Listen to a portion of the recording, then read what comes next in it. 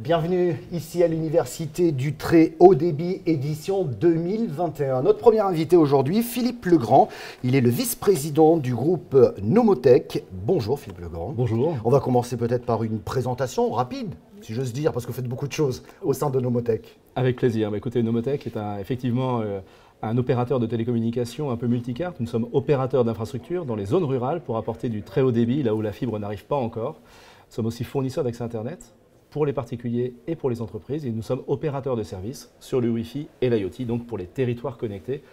Nous couvrons un spectre assez large des activités couvertes par Infranum. Pour être précis, là où la fibre n'arrive pas, ce sont donc des zones très rurales. Et vous utilisez les ondes hertziennes pour faire du haut débit? Absolument. Nous déployons des réseaux radio qui apportent une couverture et des solutions à plus de 30 mégabits par seconde pour les foyers qui sont durablement privés de fibre. Ça veut dire que les foyers doivent avoir une sorte de récepteur-émetteur également, qui est une sorte de téléphone mobile finalement, peut-être un peu plus sophistiqué, j'imagine, pour pouvoir avoir une antenne sur le toit. Une antenne sur le toit pour pouvoir le faire. Ça, c'est une solution formidable parce qu'on ne sait pas, on dit objectif 100% fibre en 2025, pas sûr que la fibre puisse aller partout. Ça sera difficile, on va essayer, la filière s'organise pour, mais fatalement, il y aura des foyers qu'il restera à couvrir et les solutions alternatives, comme la radio, seront tout à fait utilisées encore. Ouais. Oui. Alors, on voit le déploiement du plan très haut débit en France va très vite.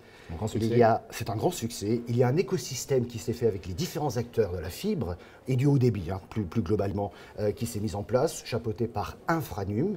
Et Infranum est une structure qui vous soutient, qui vous intéresse. Bien sûr. Alors, Infranum, c'est une formidable réussite depuis 9 ans. Nous avons fédéré maintenant plus de 200 industriels autour d'associations qui portent les sujets d'infrastructure et qui contribuent au succès du plan France Très Haut Débit. Infranum s'est imposé aujourd'hui sous la houlette de son président Étienne Dugas et de toute l'équipe dirigée par Hervé Rasclar aujourd'hui, a réussi à s'imposer et à créer les conditions favorables au succès du plan France Très Haut Débit. Ouais, en tout cas, ce modèle est observé. J'ai vu de l'étranger, du Royaume-Uni ou en Allemagne, où on se dit, les Français, vous avez su vous organiser ce coup-là. Mais bon, la France a une tradition de succès sur les infrastructures en général et sur les infrastructures de communication électronique, c'est un petit peu nouveau. Et effectivement, on parle de French Model. Le French Model, c'est la capacité qu'ont les entreprises et les collectivités à se mettre ensemble autour de la table avec l'organisation par le gouvernement pour réussir un challenge qui nous propulse aujourd'hui sur le podium du FTTH en France, pas en Europe. Parce que le challenge est énorme quand même, il faut quand même le dire. Il y a un vrai challenge. Alors on est dans une période d'ailleurs tout à fait transitoire parce qu'on est en train d'arriver au succès qu'on attendait sur le plan France Très Haut Débit. On rappelait tout à l'heure que l'objectif 2012 c'était 80%, enfin c'était de couvrir la France en très haut débit. On est à 80%, on sera en 2022, ce qui est rare de tenir d'ailleurs des objectifs de délai. Mais il y a l'après. Et l'après va être constitué de quelques challenges à relever. Ouais. Et il va falloir qu'Infranum se saisisse de ces challenges-là. Les challenges vont être la complétude, aller jusqu'au bout du plan France Très Haut Débit, aussi loin que possible.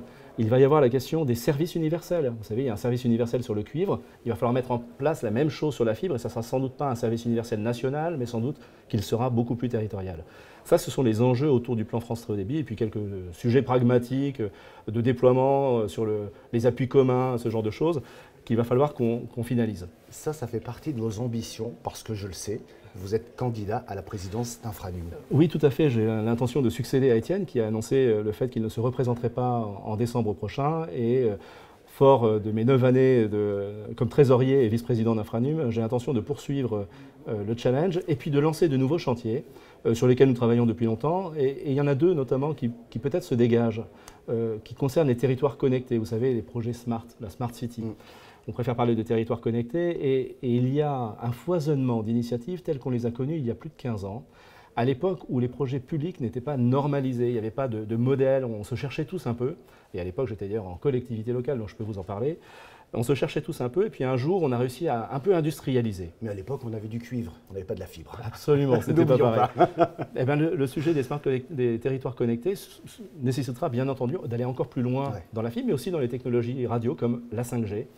Et le deuxième chantier que je voudrais qu'on puisse lancer, c'est l'émergence et le bon développement de la 5G en France, qui supportera tant les objets connectés que les sujets de voitures autonomes. C'est plus que beaucoup de débit sur votre téléphone mobile. C'est beaucoup plus que ça. C'est la capacité à innover, la capacité à développer des services et peut-être à décarboner aussi notre industrie grâce à ces nouvelles possibilités offertes. Donc il y a deux chantiers majeurs et j'aimerais qu'on réussisse à la fois industrialiser les territoires connectés et développer un plan France très haut débit mobile qui donnerait une bouffée d'oxygène à tout ce secteur, cette filière qui vit bien, qui s'est bien développée et qui pourrait avoir des angoisses sur demain. Et puis il y a des usages qu'on ne connaît pas encore. Pour terminer, d'un mot, vous diriez quoi? Conclusion? Infranum est une fédération d'avenir, que l'avenir ne se prévoit pas, il se prépare, et qu'il faut qu'on le prépare ensemble de façon concertée avec l'ensemble des acteurs de la filière. C'est pour ça que j'interrogerai chacun d'entre eux dans les prochaines semaines pour que nous bâtissions une feuille de route participative autour des programmatiques, des programmes de développement du très haut débit en France. Ah ben c'est pas fini, un gros chantier encore en perspective. Oui, on aura l'occasion d'en reparler, c'est sûr. Merci beaucoup Philippe Legrand d'avoir répondu à nos questions. Merci.